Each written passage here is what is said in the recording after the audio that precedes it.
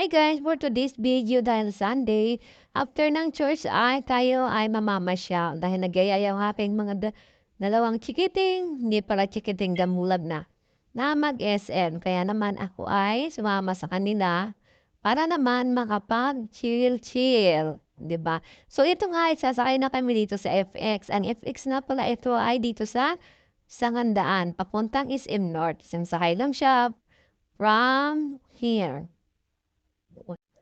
So ayan, nakarating na kami dito sa SM. So, ayan ang aking julalay na aking daughter na si Ina Tula. Siya po pala ay aking pangalawang daughter. So, dito kami sa SM. Tara guys, at samahan niyo ako sa pagpasok. Tignan natin ang kagandahan ng SM North EDSA. Yan.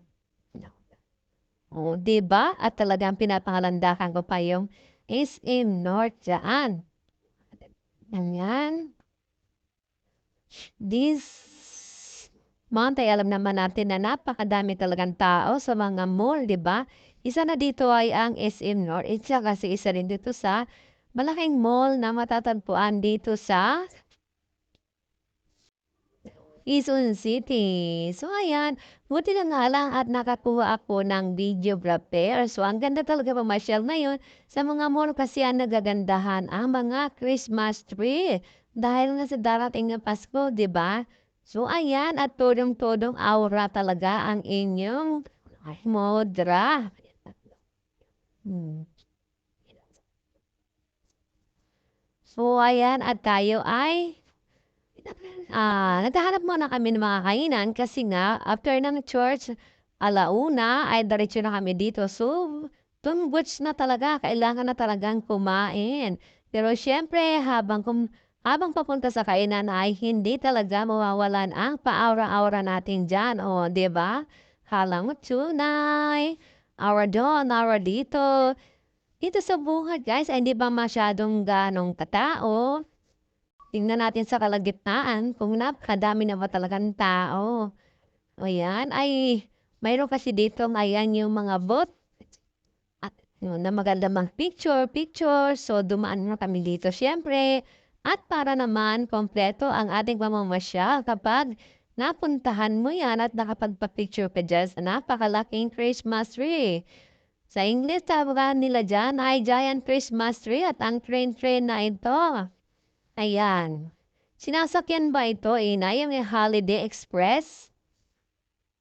O yan. Pang-display lang daw pala ito, guys. Pang photobooth, ganon. Ayan. Ito ay makikita lang halos malapit pa lang sa entrance. Pasok nyo ng SM North ay nalapit lang ito ang Christmas tree na ito. Kasi parang center of attraction siya.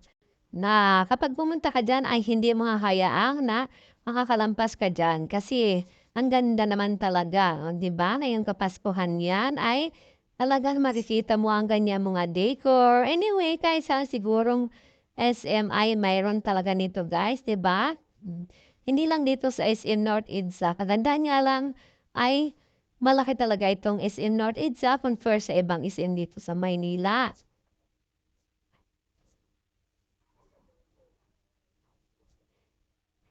And then, oh, ayan. At umaraw na naman ng inyong inday. Oh, 'di ba nagpa-picture ang tinangalan talaga ay hindi ako DIY ngayon at nakasama ako ng taga-videographer. Oh, 'di ba? Ang taray. Uy, nako. At anyan ang aking kasama na si Ina Raimundo. Siya naman ang aking binidyohan ngayon para hindi naman kayo magsawa sa aking face lock. Ay, ayan na naman ako pala. O siya nga pala guys. Ah, ay, eto na punta nga pala kami dito sa Bread Talk. Kasi gusto nilang bumili ng tinapay dyan. Alam niyo naman, pag usapang bread talk ay masarap talaga yung mga tinapay dyan. Di ba? Ayan. Ang ilan nilang mga flavor ng tinapay dito sa bread talk. Kahit may pricey siya, pero talaga namang sulit. So, yan lang muna guys at magkaroon na lang tayo ng part 2 kasi masyado nang mahaba. Thank you for watching at abangan nyo na lang ang part 2.